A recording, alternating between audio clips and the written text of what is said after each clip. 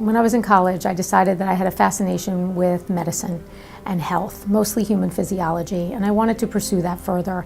So I attended Columbia University College of Physicians and Surgeons Medical School, and I couldn't give up any part of the body. So I decided to stick with the skin, which encompasses almost all the body parts and allows me to treat the entire person. Don't let them move. Keep them right there. I started at Columbia Presbyterian 44 years ago. That's perfect. There's the common human equation. When a patient's got chest pain and they can't breathe properly, the anxiety and the symptom is always the same, and the help is the same, and the medical approach to it is the same.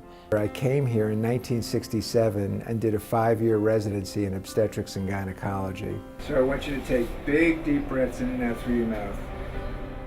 Now, one of my great satisfactions is when I see one of my babies coming in and I have to take care of her as a young woman or as an adult. Part of the things I like about being a doctor is there's a very large investigative approach. You sort of feel like a detective. People come to you with problems, with complaints, and you try to figure out what actually is going on with them and then set up a plan to make them feel better and live longer. Everything looks perfectly normal. It's really important to make patients feel comfortable. You feeling okay? You need to develop a trust between the two of you. Perfect. Sometimes it comes right away, sometimes it doesn't. People are pretty straightforward and they want to be made to feel comfortable. So you work in the building? Yes. The relationship I have with my patients with a lot of them, it's really close. Your patients bring a lot of fear to the dental office. They bring a lot of fear to doctors in general, but I think to the dentist's office, there's a lot. The small acts that we have of bonding with our patients, not cosmetic bonding, but just the bonding that we have with our patients is important to the overall, I think, outcome. I mean, I think the number one reason they come here is because it's Columbia University and they know they're going to get good care and they're going to get top of the line physicians. The 3 babies are moving okay, not a problem with any other babies. What I tell the staff and everyone else, at the end of the day, you want somebody to treat you the way you want it to be treated, or you want your family to be treated. There are many specialties present. It's kind of like one-stop shopping. I've been at Columbia for over 27 years now and have enjoyed my time here immensely. Is this itching at all? If there's some specific thing that is very bothersome to them, then sometimes we can take a different approach in our testing and evaluation. So we do try to customize what we do to what makes our patients comfortable and will still give the best possible information for them. Hi, Ms. Miller. I specialize in headache and facial pain. Probably the most common disorder I see is migraines, but often patients seek headache specialists because they have daily migraines or a chronic daily headache.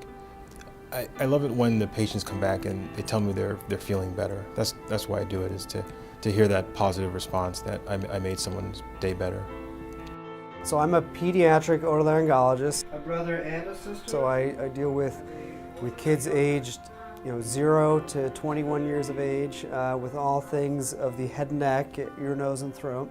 But specifically, I tend to like things involving pediatric hearing loss, but I also do things involving snoring, sinuses, as well as some airway issues in children. What's great about working at even just Columbia in general is that you're surrounded by excellence, okay?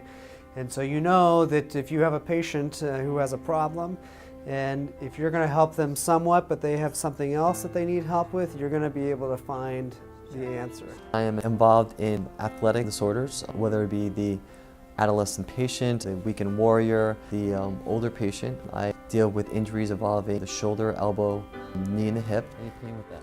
There's nothing more satisfying than at the end of the case and knowing that that patient is going to have a great outcome, and then seeing them in the office and watching the progression. In the beginning is usually tough, but when seeing the final product and they're grateful for what you've done for them, that's a great feeling of accomplishment.